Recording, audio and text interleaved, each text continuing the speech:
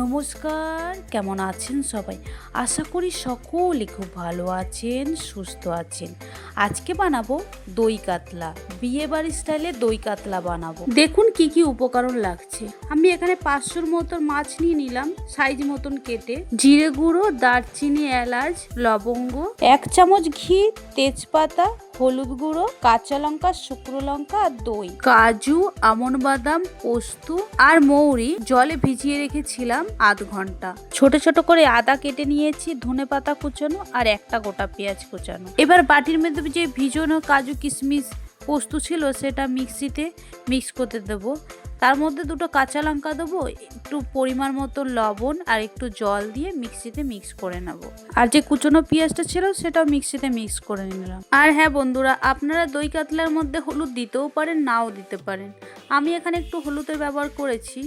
এরপর আমি মাছটা মেখে নেব নুন, হলুদ আর সামান্য তেল দিয়ে। তেলটা দিলে আপনি যখন মাছটা ভাজবেন না, গায়ে তেল ছিটাবে না, এর জন্য তেলটা দিলাম। এরপর কড়াইটা ভালো করে গরম করে তেল দিয়ে দিলাম।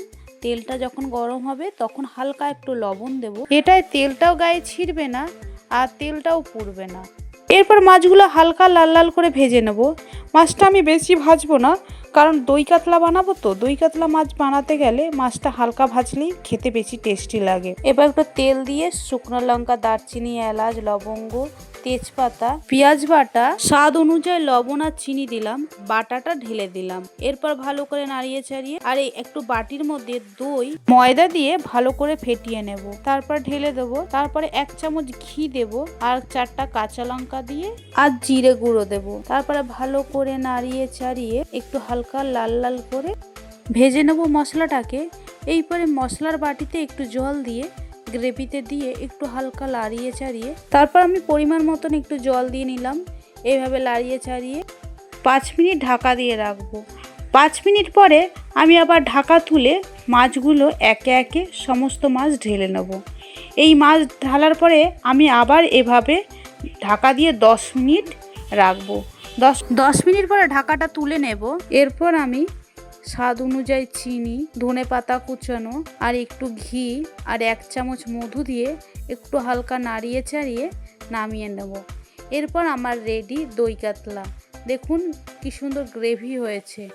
এটা আপনারা এরকম মাখামাখাই করবে, তাহলে খেতে টেস্টি লাগবে। দেখুন বন্ধুরা কেমন হয়েছে আমার দই কাতলা।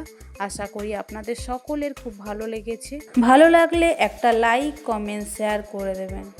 তাহলে এবার আসি, দেখা হবে আবার কোনো দিন নতুন কোনো কুকিং ভিডিও নিয়ে। আপনারা ভালো থাকবেন, সুস্থ থাকবেন। ধন্যবাদ।